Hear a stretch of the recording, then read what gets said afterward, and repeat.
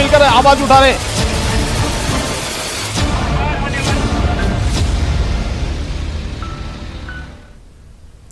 अलीगढ़ मुस्लिम university teacher association ने शहरियत तरमीमी कानून के खिलाफ एहतजाज किया। टीचिंग स्टाफ क्लब से यूनिवर्सिटी एडमिनिस्ट्रेटर 2 ब्लॉक तक एहतजाजी मार्च किया गया, जिसमें बड़ी तादाद में यूनिवर्सिटी के असातिज़ा और सीनियर तलबा लीडरान मौजूद रहे। इस मौके पर AMU टीचर एसोसिएशन के जरिए एक अर्जदाश्त सदर जमहूरिया हिंद के नाम मौसूम SP सिटी मिस्टर अभिषेक को पेश की गई और कानून को वापस लेने का मुतालबा किया गया।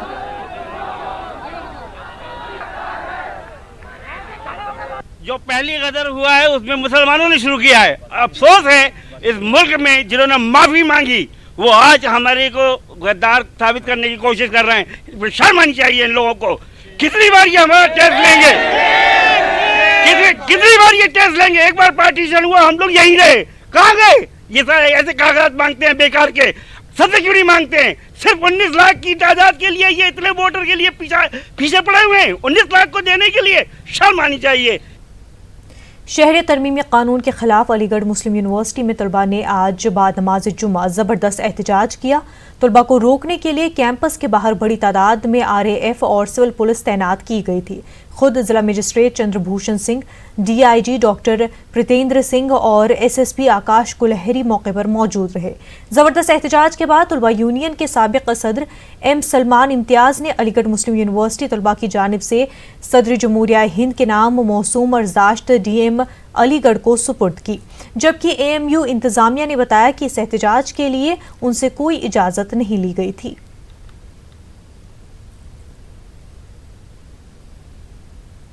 जो अलीगढ़ मुस्लिम यूनिवर्सिटी से निकला है और ये इनकलाब थमेगा नहीं। ये लड़ाई तब तक जारी रहेगी जब तक ये कैब बिल वापस नहीं होगा इंशाअल्लाह रहमान। हम लोग जंतर मंतर जाएंगे, गांव देहात जाएंगे, हर शहर में जाएंगे, अपनी अलीग फ्रेटर्निटी को एक्टिव करेंगे। अलीगढ़ मूवमेंट के जरिए इस सरकार को बताएंगे कि ये जो एंटी कॉन्स्टिट्यूशनल बिल इसने पास किया है इसको वापस लेना पड़ेगा, और अगर नहीं लेते हैं वापस तो ये जो रोड है, ये जो रोड की जनता है, इस सरकार को रोड पे ले आएगी। और किस तरह की हमने व्यवस्था की? आपने परमिशन दी थी? परमिशन अगर कोई मांगेगा तो देंगे, जब मांगेगी नहीं मांगी तो गई थी आज की परमिशन? नहीं, आज की कोई परमिशन नहीं। विदाउट परमिशन निकाली गई दोनों प्रोटेस्ट? परमिशन मेरी कोई परमिशन नहीं थी। आज कलेक्टर ऑफिस से कोई परमिशन नहीं। जी। शहरी तरमीम बिल की हिमायत और फिर जमीयत उलमा हिंद के जनरल सेक्रेटरी महमूद मदनी के बदले मौक़िफ़ के बाद आज जमीयत उलमा हिंद ने मुल्कगीर पैमाने पर इस बिल के खिलाफ एहतजाजी मुजाहिरा किया। मेरठ में भी आज बाद नमाज जुम्मा जमीयत उलमा हिंद शहर मेरठ की जानिब से एहतजाजी मुजाहिरे का इनेकाद किया गया। जिला और पुलिस इंतजामिया ने मस्जिद के बाहर सड़क पर एहतजाज करने की इजाज़त नहीं दी, जिसके बाद जमीयत उलमा की शहर यूनिट के जिम्मेदारान और मेंबरान ने पुरानी तहसील मस्जिद में मुजाहिरा करके अपना एहतजाज दर्ज कराया और सदर जमहूरिया के नाम मेमोरेंडम पेश किया। शहर मेरठ हिंदुस्तान के राष्ट्रपति महोदय की खिदमत में दरख्वास्त है, मुल्क में किसी भी शहरी के साथ रंग व नस्ल और मज़हब की बुनियाद पर किसी तरह का भेदभाव नहीं किया जाएगा और हर शहरी के साथ एक सा सलूक किया जाएगा, क्योंकि ये बिल मज़हब की बुनियाद पर है। इसलिए हम लोग इस बिल की मजम्मत करते हैं और हम राष्ट्रपति महोदय से अपील करते हैं कि वो इनके द्वारा CAB व NRC विधेयक को रोका जाए। अतः संविधान या सेकुलरिज्म को बचाने के लिए इन बिलों को पास न किया जाए, ये हमारी दरख्वास्त है। शामली का मैदान में 52,000 उम्मा कराम ने अपनी जान की आहुति लेकर इस हिंदुस्तान को आज़ाद कराया। ये ऐसे ही आज़ाद नहीं हो गया। हमारी कुर्बानियाँ इस हिंदुस्तान के लिए चप्पे चप्पे में मौजूद हैं। हम चाहते हैं आपस में भाईचारगी रहे, मोहब्बत रहे। हम ये चाहते हैं ये बिल वापस हो। लखनऊ में भी MIM के बैनर तले शहरी तरमीमी कानून के खिलाफ एहतजाज और कानून को वापस लेने का मुतालबा किया। मुजाहिरीन ने कहा कि हुकूमत इस कानून के जरिए हिंदू और मुसलमानों के बीच नफरत की दीवार खड़ी कर रही है।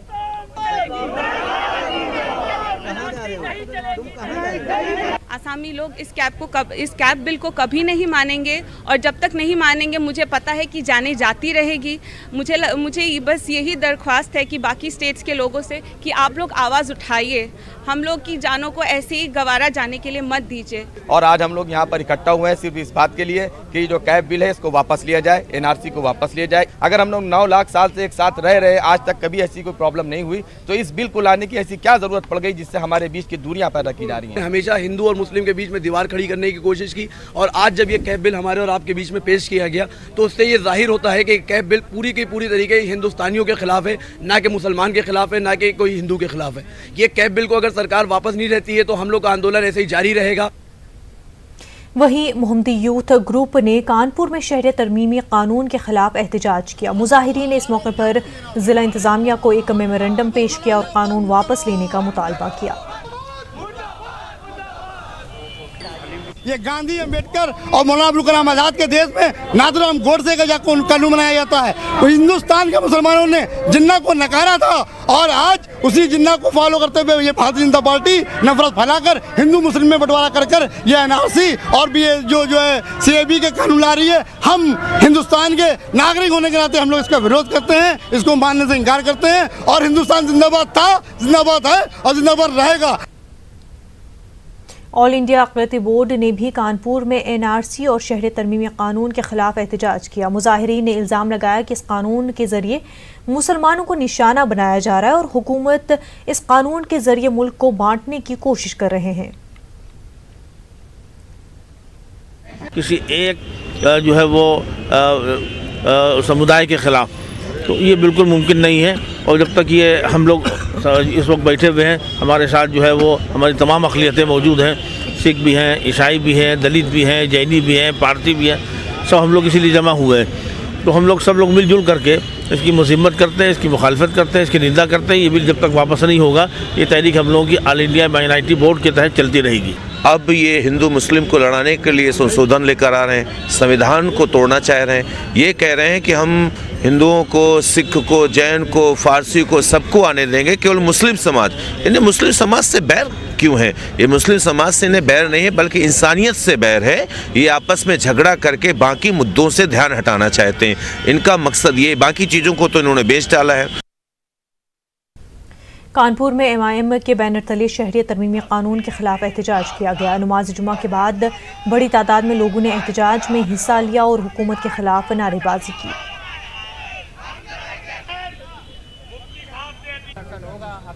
नई बात प्रकट हो गई। उन्होंने ये कहा था कि हमारा कोई प्रोग्राम नहीं है, फिर भी ये हुआ कि चलिए आप पीछे वाले चलते रहेंगे ना साथ में। बैनर को दिखा लीजिएगा, बैनर के सामने बैठ जाइए, बैनर को ऊपर कर लीजिए ना, तो थोड़ा सा ऊपर कर लीजिए, वो अंदर कर लिया। ऐसा होगा, आप जरूर नई बात प्रकट हो गई। कानपुर में भी मुसलमानों ने नमाज जुमा के बाद शहरियत तरमीमी कानून के खिलाफ एहतजाज और कानून को वापस लेने का मुतालबा किया। उन्होंने ये कहा था कि हमारा कोई प्रोग्राम नहीं है, फिर भी ये हुआ कि चलिए आप पीछे वाले चलते रहेंगे ना साथ में। बैनर को दिखा लीजिएगा, बैनर के सामने बैठ जाइए, बैनर को ऊपर कर लीजिए ना, तो थोड़ा सा ऊपर। एनआरसी और शहरियत कानून के खिलाफ आज जमीयत उलमा हिंद का मुल्क भर में एहतजाज जारी है। इस सिलसिले में गाजियाबाद में जमीयत उलमा के सैकड़ों कारकुनों ने एहतजाज किया और कलेक्टर को एक मेमोरेंडम भी हवाले किया। इन लोगों का कहना है कि हिंदू और मुसलमान सब बराबर हैं, लेकिन इस कानून से मुसलमानों को अलग किया गया है। ये जमीयत उलमा गाजियाबाद के द्वारा कैब के विरोध में जो ज्ञापन दिया गया है माननीय राष्ट्रपति महोदय को, तो मेरे द्वारा भी इनका ज्ञापन लिया गया है और इसको उचित माध्यम से वहाँ तक पहुँचा दिया। शहरी तरमीमी कानून को लेकर लोगों में गमो गुस्सा बढ़ता जा रहा है। मुख्तलिफ जमातों तंजीमों के लोग अब मुख्तलिफ तरीकों से एहतजाज दर्ज करा रहे हैं। लखनऊ में भी रिहाई मंच, किसान मजदूर संघर्ष मोर्चा और नागरिक परिषद जैसी अहम तंजीमों ने शहरियत कानून के खिलाफ इस वक्त तक एहतजाज रखने का फैसला किया है जब तक उसे वापस नहीं लिया जाता। लखनऊ से तारिक कमर की रिपोर्ट।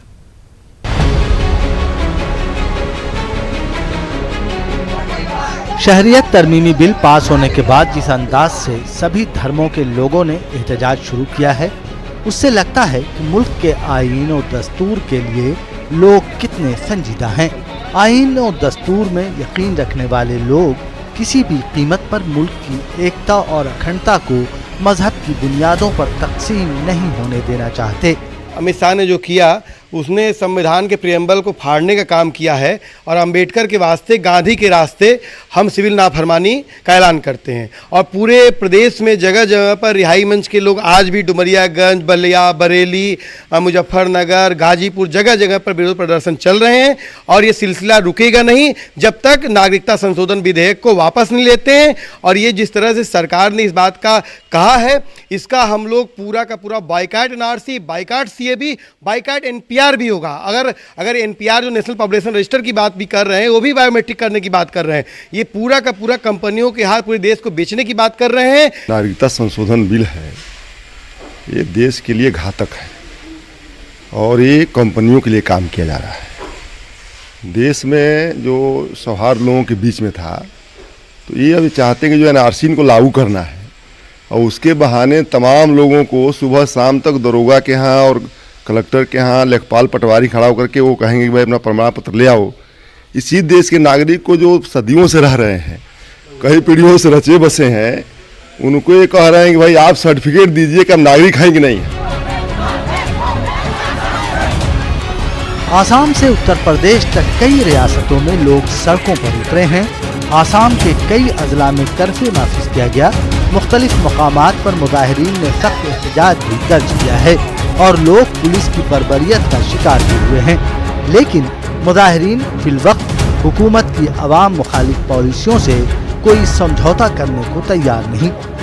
ये मोदी और अमित शाह की जोड़ी जो है, इसने देश की गरिमा को तार तार कर दिया है और देश की जनता अब पढ़ी लिखी है, अब वो समझ सकती है चीजों को।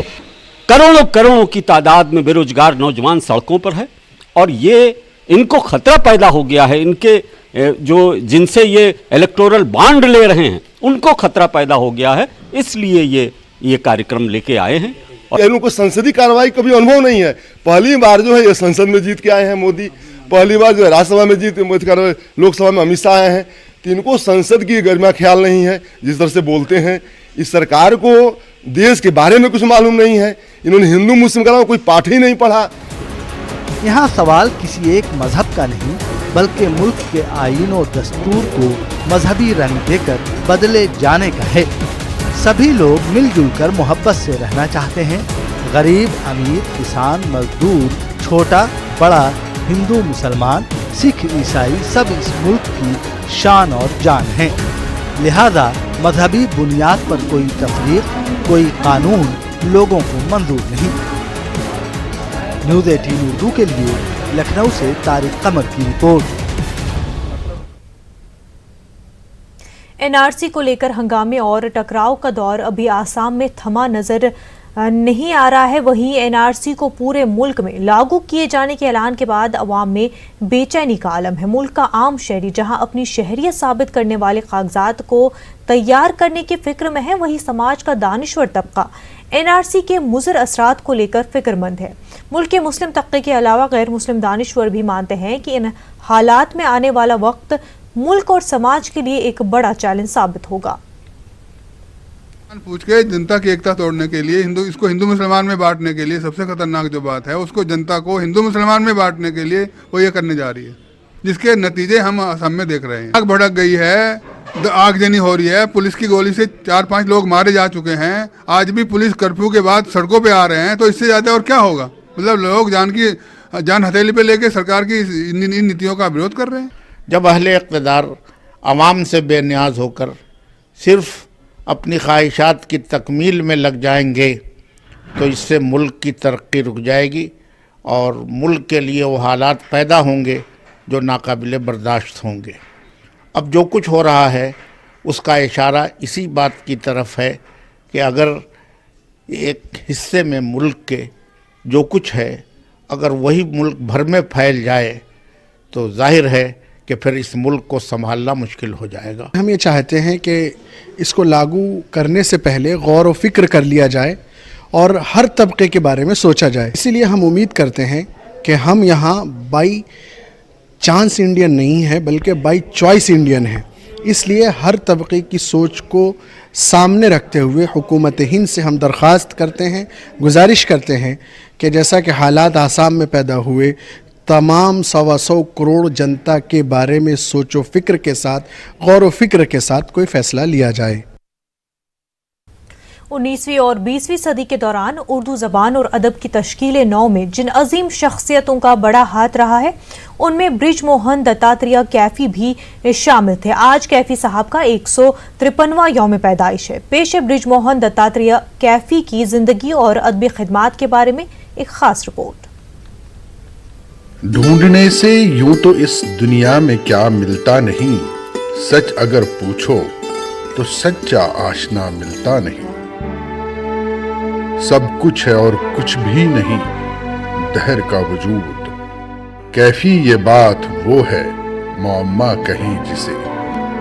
इन अशार के खालिक पंडित ब्रिज मोहन दत्तात्रेय कैफी महज एक कादिरुल कलाम शायर नहीं बल्कि एक काबिल कदर अफसाना निगार, नावल निगार, ड्रामा नवीस और बुलंद पाया इंशा परदाज भी थे, जिन्होंने अपनी पूरी जिंदगी उर्दू जबान और अदब की खिदमत के लिए वक्फ कर दी थी।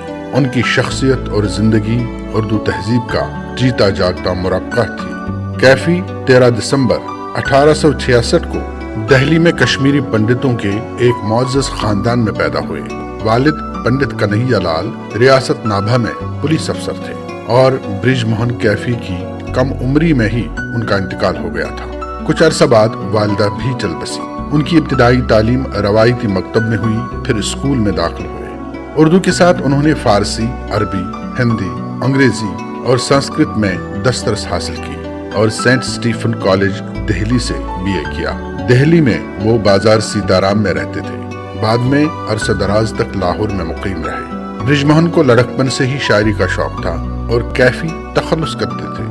फनी शायरी में रहनुमाई के लिए उन्होंने मौलाना अल्ताफ हुसैन हाली की शागिर्दी इख्तियार की, जिनका वो बेहद एहतराम करते थे। मौलाना हाली की सोहबतों ने कैफी की अदबी जिंदगी को नया मोड़ दिया। उर्दू शायरी में नए तजुर्बे करने की तहरीक दी। कैफी ने हर सिन्फ सुखन में तब आजमाई की। मुसद्दस, मसनवी और तरकीब बंद लिखने में उन्हें महारत हासिल थी। आजाद मुआर्रा नज़्में उर्दू में पहली बार उन्होंने ही लिखी। वारदात और खुम खाने कैफी उनकी गज़लों और नज़मों के खास मजमूए हैं। हिंदुस्तानी तारीख की अहम शख्सियतों पर एक तवील मसनवी उन्होंने तौज़ुक़े कैसरी के नाम से कलमबंद की। मुसद्दस हाली की तर्ज पर उन्होंने एक और मुसद्दस भारत दर्पण के नाम से लिखी, जिसमें हिंदुओं को मुखातिब किया गया था। उर्दू जबान की तारीख, रस्मुल खत, इंशा और इमला से मुतल्लिक बहसों पर उन्होंने एक किताब कैफिया के उन्वान से तहरीर की। इंशाअल्लाह खां इंशा की मशहूर तसनीफ दरियाए लताफत के अलावा दास्तानी तसनीफ खुम खाने जावेद का भी उन्होंने आसान उर्दू में तर्जुमा किया। फिक्शन का पंडित कैफी को बड़ा शौक था। उनके अफसानचों का भी एक मजमुआ शाया हो चुका है। ड्रामा नवीसी के शोबे में उन्होंने मुरारी दादा और राज दुलारी जैसे कामयाब समाजी इस्लाही ड्रामे लिखे और एक तमसीली मुशायरा भी तस्नीफ किया। हिंदुस्तानी ड्रामा का असर मगरबी स्टेज पर के उन्वान से उन्होंने एक अहम किताब तस्नीफ की। ब्रिज मोहन कैफी ने तमाम उम्र नहायत खुलूस से उर्दू की खिदमत में गुजारी। अंजुमन तरक्की उर्दू में अंजुमन के बानी मौलवी अब्दुल हक के बाद आप ही का दर्जा था। 1 नवंबर 1955 को दिल्ली के करीब गाजियाबाद में उनका इंतकाल हो गया। पंडित कैफी नहायत सुलहकुल, खुश इखलाक, मिलनसार और बेतासुब इंसान थे। उर्दू जबान और उर्दू तहजीब से उन्हें इश्क था। उर्दू जबान उनका ये शेर हमेशा याद रखेगी। उर्दू है जिसका नाम हमारी जुबान है, दुनिया की हर जुबान से प्यारी जुबान है। वक्त हो गया एक छोटे से ब्रेक का, जल्द होंगे हाजिर।